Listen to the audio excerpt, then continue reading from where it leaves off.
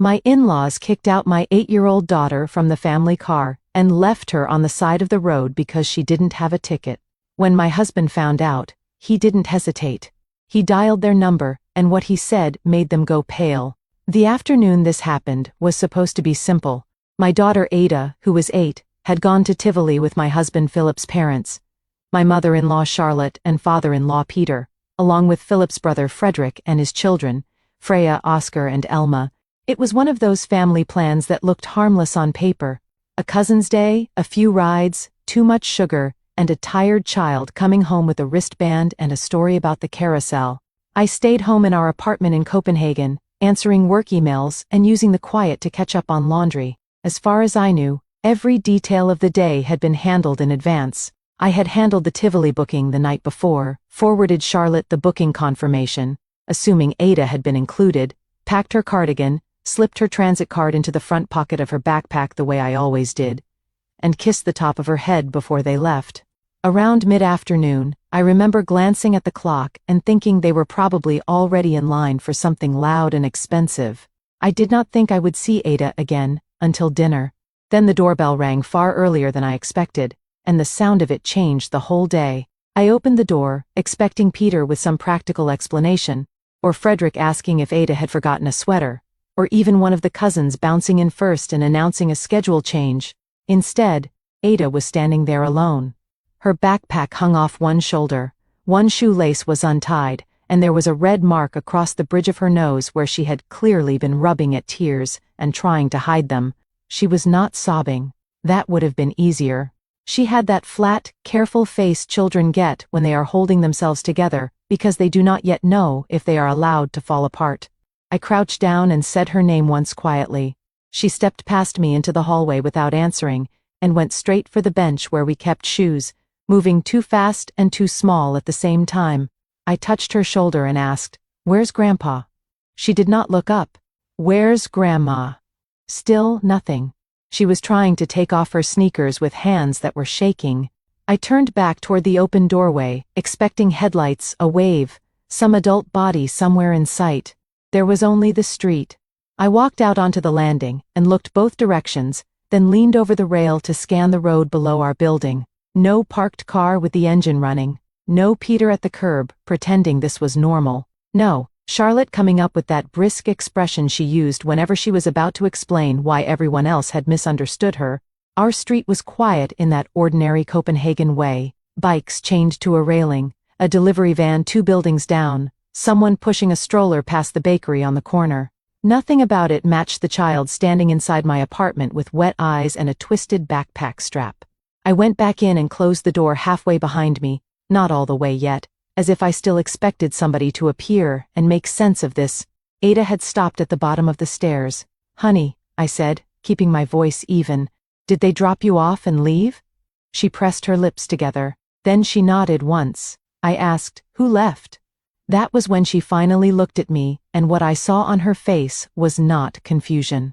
It was humiliation. "Grandma said I had to get out," she said, and suddenly the apartment felt much smaller.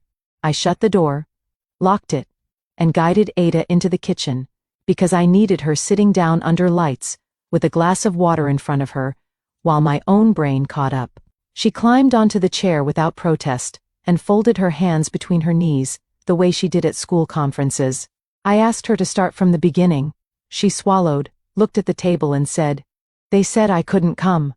I thought I had heard wrong. Tivoli, I asked. She nodded. "So, they brought you home?" Another small headshake. "No, they stopped the car." The way she said it was what made me slow down. Not dramatic, not confused, just exact. I pulled out the chair across from her and sat. "Ada," I said, "I need you to tell me what happened, one part at a time." She twisted the hem of her shirt around one finger. "Grandma said I didn't have a ticket," she said. Then, after a beat, "And then they made me get out." I had known Charlotte could be cold. I had known Peter could sit beside something ugly and call it unfortunate. I had not pictured the sentence my daughter had just handed me. I asked the next question because I had to. "Where did they leave you?" Ida named a bus stop I knew, not right outside Tivoli, but far enough away that they had clearly driven off before pulling over. I asked if Frederick got out with her. No. If one of the older cousins did, no, again. Peter had opened the automatic lock from the front. Charlotte had said, "You know the route." And the rest stayed where they were. How did you get home? Ada reached into her backpack and pulled out the little transit card in its blue holder. She set it on the table between us, like evidence. "I took the bus," she said. She had stood at the curb reading the display board, because that was what we had practiced on ordinary days, never for something like this. Some facts hit the body first. Mine did. My hands went cold. My jaw locked. My daughter had been excluded from a family outing over a ticket category and sent home alone on public transport by the adults responsible for her. That was when the day stopped feeling rude and started feeling vicious. I stood and went to the sink, not because I needed anything there, but because I needed 1 second to fix my face. When I turned back, Ada was already heading upstairs with that child logic that says, if I can get to my room, maybe the worst part gets smaller. "Wait," I said. "Did anyone call me?" She shook her head. "Did you call anyone?" Another shake. Then I realized what I should have seen instantly. Ada did not have a phone. We had talked about one for later, maybe when she turned 10. But right now she had none. No way to call me from a curb. No way to call Philip. No way to say she had been put out in the middle of a family outing and told to get home alone. She had only the transit card I had packed out of routine, and the route she knew because we had practiced it in safe daylight for normal life, not abandonment. She kept going up the stairs anyway, shoulders tight, and I followed, calling Philip on the way, because by then I knew this was not something he could hear about later. By the time I reached her bedroom door, I knew the story was about to get worse. Ada climbed onto her bed, pulled her knees up, and stared at the corner where the wall met the wardrobe. I sat beside her with a glass of water and waited until she took it. Her room looked exactly the way it had when she left that morning, which made the rest of it sharper. I asked one question at a time. Did she have any way to call me? No. Did anyone offer to call me for her? No. Did anyone walk her to the bus? No. At that, she finally looked at me and said, "Grandma said I knew how to get home." She said it in Charlotte's clipped little rhythm, and that was almost worse than the words. I asked when they said she could not come. When we got to Tivoli, she said, Grandma checked the e-tickets on her phone while we were still in the car. She rubbed both palms over her eyes. She said mine wasn't there. For 1 second, I thought maybe the booking had glitched, or I had missed a step during checkout. Then Ada added, she said because there wasn't one for me, I couldn't go in, and that was when the ticket stopped sounding like an explanation and started sounding like an excuse. I went downstairs, pulled up the purchase confirmation on my laptop, and Ada came with me, wrapped in my cardigan, now speaking more because motion helped. I thought I had included Ada when I made the booking. But looking at the confirmation, I could see her ticket had never actually been issued. Her name wasn't on the final order. Fine. That is the kind of mistake adults solve in 40 seconds. I said that out loud while I scanned the email. If there was any problem right there, they could have called me, and I would have paid for a new ticket immediately. Ida nodded, but did not look relieved. I told Grandma you could pay, she said. What did she say? Aida's mouth tightened. She said that was not the point. I looked up from the screen. Then what was the point? Ada repeated the scene the way children do when they are telling the truth and still trying to understand it. Charlotte checking the tickets on her phone, frowning, showing Peter, then saying in that voice, everyone obeyed, no, this one is wrong. Frederick looking irritated because they were losing time. The cousins suddenly quiet. Nobody saying, let's fix it. Nobody saying we are not leaving a child out over a ticket adjustment. The silence around the easy solution told me more than the mistake itself ever could. Once Ada started talking, the worst lines came out in pieces, like she had been carrying them home in her pocket with the transit card. Charlotte had said, your mother didn't get you a ticket. That is not our problem. Then, when Ada asked if they could just buy one there, Charlotte had said, we are not wasting more money on one child. Ada repeated that sentence, and then stared at me, waiting to see if I would explain it into something less ugly. I could not.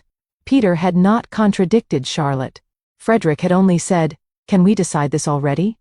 As if Ada were a scheduling issue. Freya had looked out the window. Oscar and Alma had stayed quiet in the back seat, because children know when the air in a car belongs to an adult. I asked whether anyone said, "We'll all go another day." No. Whether anyone said, "We're not leaving without Ada." No. Whether anyone told Charlotte to stop talking about me in front of my daughter. Number 3 adults and Ada's 3 cousins sat there, while one 8-year-old was told she was the expendable one. By then, I no longer cared whether the booking mistake was technically mine. The insult was the real event. The final piece came when Ada asked if she was in trouble. That question told me how the adults in that car had arranged the blame. I moved my chair so I was directly in front of her and said, "No, absolutely not. None of this is your fault." She nodded, but she still needed to say the rest. Charlotte had talked about Ada in front of Ada as if she were not there. Peter had driven away from Tivoli without making a decision in her favor. Frederick had said they would miss their restaurant reservation. Then they had pulled over near the bus stop and Charlotte had turned around and said, "You know how to get home. Take your card." Peter unlocked the back door. No one got out. No one hugged her. No one said they were sorry. AA climbed out with her backpack. And by the time the door shut, the car had already become a family car without her in it. She stood on the sidewalk and watched it pull away with her cousins still inside. She said that was when she understood they were really leaving. When Philip's key turned in the front door, I already knew this was not a ticket problem. It was a message delivered through my child.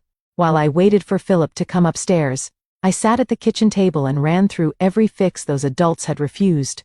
They could have called me from the entrance, sent a payment link, paid for a new ticket, and let me reimburse them before the ride line moved, turned around, scrapped Tivoli, and taken all the children somewhere else, done the basic human thing, and refused to humiliate one child in front of the rest.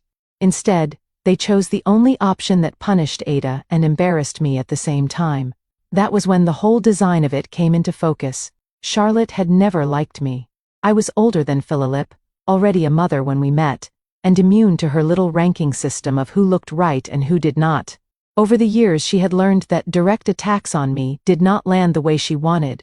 But Ada was different. She was visible, attached to me, loved by Philip, and still young enough to be cornered. The ticket had not created an opportunity. It had given Charlotte cover. Once I saw that, I stopped asking whether they had overreacted. The real question was why I had ever assumed they would stop short of this. Copenhagen gave them exactly the excuse they needed. Children here do have more independence than many American parents expect. They bike to school younger. They learn routes early. They tap onto buses with confidence that still surprises people from back home. Charlotte and Peter knew I respected that even when I still carried some California caution in my bones. So I opened the transit app and traced the line Ada had taken stop by stop, and I could see the defense assembling itself before they even spoke it. Safe area. Familiar route. She knew the bus. Children here are capable. All of that could be true, and still beside the point. Independence is something you build with a child, not something you exploit when you want to get rid of one. Ada knowing how to come home from a known route did not give anyone permission to strand her on it. It just meant they had chosen a method that looked respectable from a distance. Charlotte would say I was being dramatic because I was American. Peter would say there had never been real danger. They had not counted on danger. They had counted on local norms doing the dirty work for them. And that made it colder, not kinder. 5 years earlier, I had come to Denmark from California with 3-year-old Ada, and a plan that was supposed to last 1 year. I already had a Danish passport through family, and a job opportunity in Copenhagen made the reset possible. Her biological father had been out of the picture long before that, and I wanted distance, work, and 1 year of breathing room. Then I met Philip. At first, he was just the steady man at a friend's dinner who asked Ada if she wanted her pasta cut smaller and then actually listened to the answer. Later, he became the person who learned her bedtime routine, her favorite library branch, the exact way she liked oranges peeled. By the time we married, he was not good with kids. He was simply her father in every way that mattered. His parents had never forgiven him for choosing us.